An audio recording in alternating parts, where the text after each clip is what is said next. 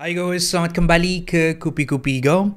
Menarik hari ini saya ingin kongsikan kisah tentang seorang lelaki yang bernama Sam Bankman-Fried ataupun lebih popular dikenali sebagai SBF. Ini dianggap sebagai seorang genius, dianggap sebagai penyelamat dunia pelaburan yang semakin lama semakin merundum.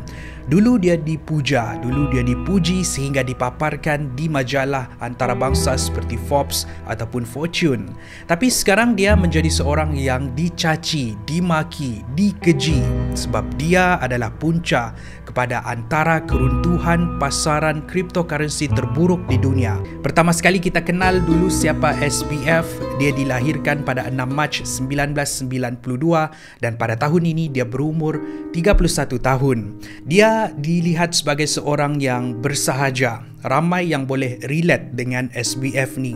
Apa tidaknya walaupun bergelar seorang bilioner, hanya keluar dengan memakai t-shirt dan seluar pendek walaupun dia dijemput ke acara rasmi di mana semua orang memakai kot dan tie, dan seperti juga milenial yang lain, dia seorang kaki game. Ada satu ketika dia bermain League of Legends ketika sedang berbincang dengan seorang pelabur besar. Dia juga mempunyai satu filosofi dikenali sebagai earn to give ataupun mencari duit untuk diberikan. Dengan itu ramai yang tertarik ataupun terpikat dengan sifat SBF ini. Namun begitu di sebalik topeng ataupun wayang ni ada sesuatu yang dia sembunyikan, dan bila semuanya terbongkar, persepsi orang berubah 360 darjah dan orang benci dengan dia. I call him Sam Bankman-Fried, not Sam Bankman-Fried, but some people call him son of Sam Bankman-Fried. You know, just SBF mengasaskan dua buah syarikat. Satu dikenali sebagai FTX. FTX adalah sebuah syarikat pelaburan. Kalau anda jenis yang melabur cryptocurrency, anda tahu ada banyak platform macam Binance ataupun Huobi, dan FTX adalah salah satu daripada platform-platform untuk melaburkan duit anda di dalam pelaburan mata wang cryptocurrency. Dan syarikat yang kedua dikenali sebagai Alameda Research. Alameda Research ni adalah sebuah syarikat yang melaburkan duit mereka. Contohnya, mereka akan mencari syarikat lain yang berpotensi ataupun projek mata wang cryptocurrency lain, dan mereka akan melabur di dalam syarikat ataupun projek cryptocurrency tersebut dengan harapan akan membuat keuntungan pada masa hadapan. Semasa SBF melancarkan FTX pada tahun 2019 dahulu, dia berjaya menarik perhatian pelabur-pelabur besar untuk melabur di dalam syarikat dia. Dan pelabur-pelabur ini termasuklah SoftBank, BlackRock, Temasek Holding daripada Singapura, Binance dan juga pelabur-pelabur yang lain. Dengan menggunakan dana-dana pelaburan ini, dia berjaya membangunkan FTX dan memasarkan FTX secara besar-besaran di seluruh dunia.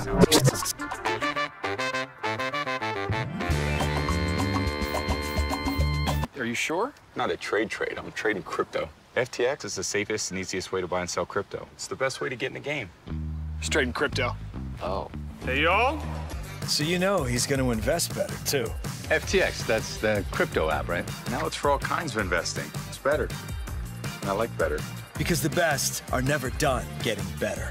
Bukan sahaja menggunakan selebriti-selebriti terkenal, FTX juga meletakkan logo mereka di atas stadium, jersey sukan, di kereta lumba dan sebagainya.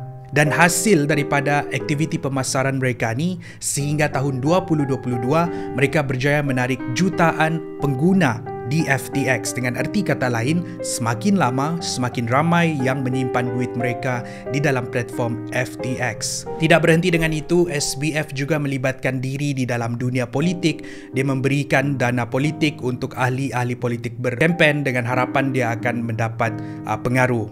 Malah nilai anggaran syarikat FTX ni dianggarkan sebanyak 32 bilion US dollar. Sebagai perbandingan, anggaran nilai syarikat Petronas hanyalah 13.6 bilion US dollar. Dengan erti kata lain, FTX lebih besar daripada Petronas.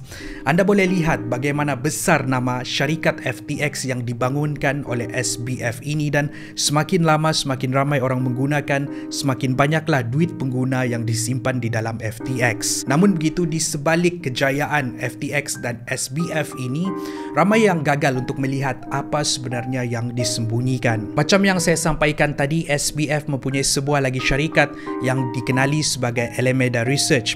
Alameda Research ni diuruskan oleh teman wanita SBF dikenali sebagai Caroline Ellison dan mereka beroperasi di Pulau Bahamas. Ini adalah sebuah syarikat yang dari luar nampak seperti profesional dan sebuah syarikat yang legit lah, ataupun syarikat yang memang betul-betul sahih. Tapi sebenarnya orang-orang yang menguruskan syarikat ini terdiri daripada rakan-rakan SBF yang tidak tahu apa yang mereka buat. Malah di satu temu bual bersama CEO Alameda, iaitu teman wanita SBF Caroline, dia membuat kenyataan bila ditanya tentang teknik perdagangan mereka, dia menjawab, kami hanya menggunakan matematik yang digunakan oleh pelajar sekolah rendah.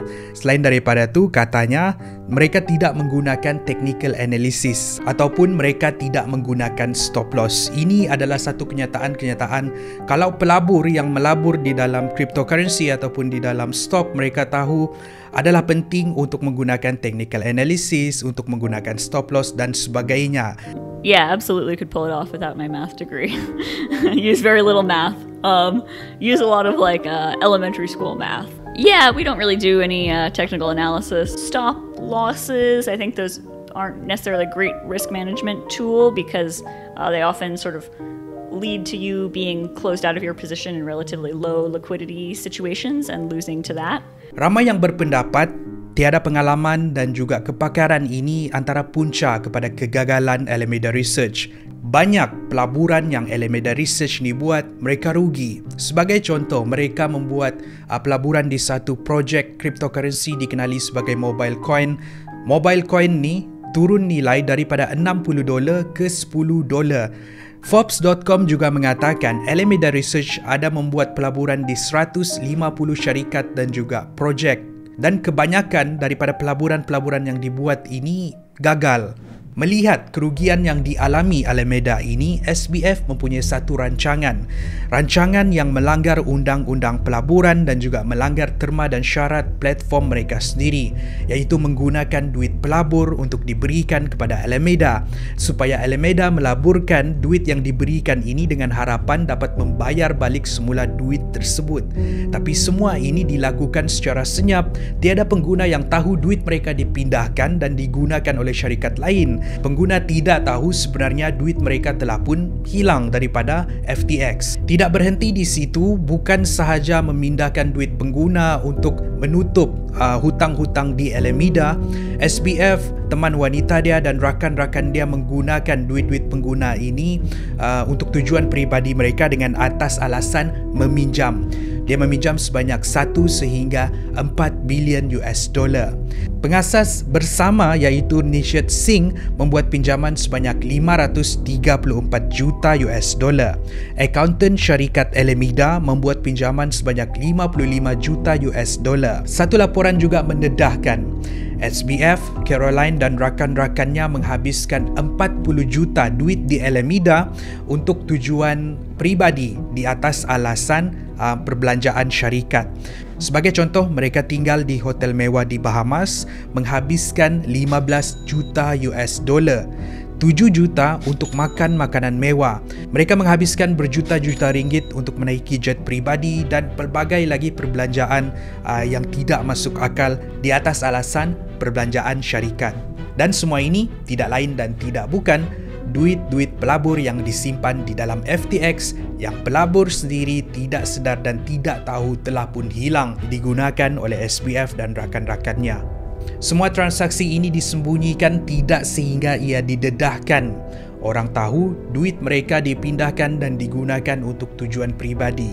Macam kenal kan? Ini adalah aktiviti pengubahan wang haram. Semua kegiatan yang saya sampaikan tadi membuatkan syarikat FTX mempunyai masalah likuiditi.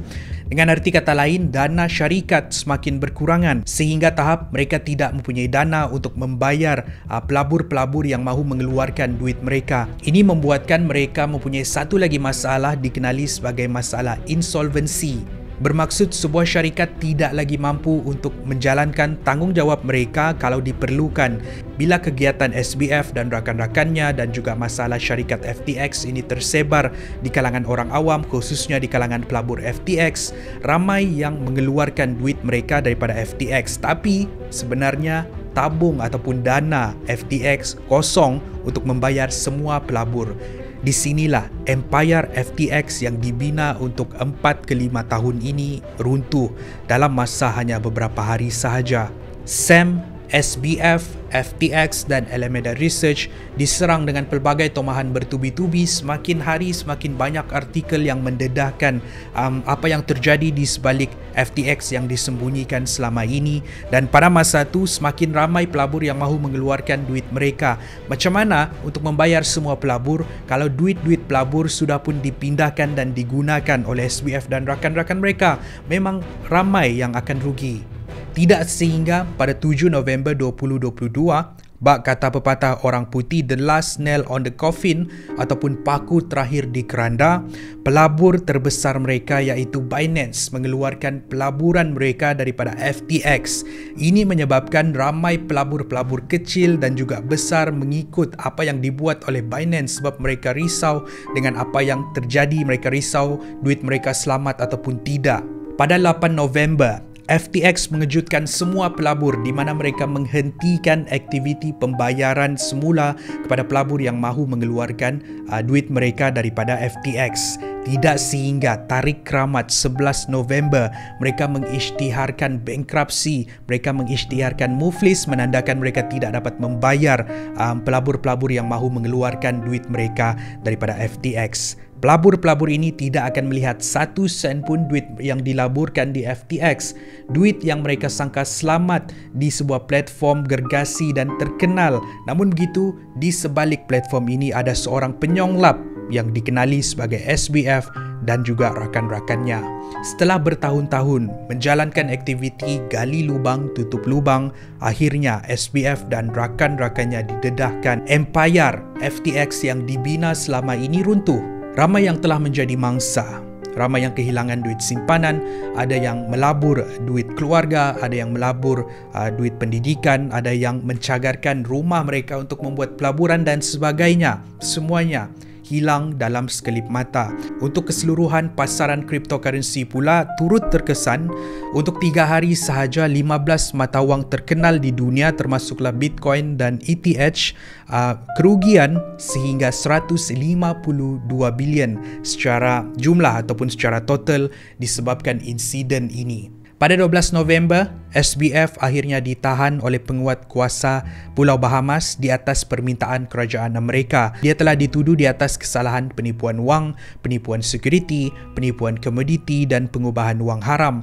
Tetapi dia tidak mengaku bersalah dan jumlah ikat jamin telah ditetapkan sebanyak 250 juta US dollar. Adakah ini sebuah harga yang berbaloi untuk dibayar untuk menjadi seorang bilioner? Adakah kaya dengan menggunakan ataupun menyonglapkan duit orang berbaloi? Apa yang pasti, itulah apa yang dilakukan oleh SBF dan rakan-rakannya menyebabkan ramai yang menjadi mangsa. Terima kasih kerana menonton. Itu adalah perkongsian kita pada hari ini, kisah tentang seorang lelaki bernama Sam Bankman-Fried. Mungkin anda pernah dengar, mungkin anda tidak pernah dengar, dan mungkin anda tahu lebih banyak lagi perincian tentang kisah ini. Bolehlah tinggalkan pendapat anda ataupun kongsikan dengan kami di ruangan komen di bawah. Akan lebih banyak lagi episod menarik seperti ini, akan lebih banyak lagi rungkaian-rungkaian menarik dan bermanfaat seperti ini pada masa hadapan. Jadi pastikan anda subscribe, pastikan anda share dengan rakan-rakan anda. Semoga kita semua belajar sesuatu yang baru pada hari ini. Itu saja daripada saya pada hari ini. Saya jumpa anda di episod yang seterusnya. Kupi-Kupi Go, menarik setiap hari.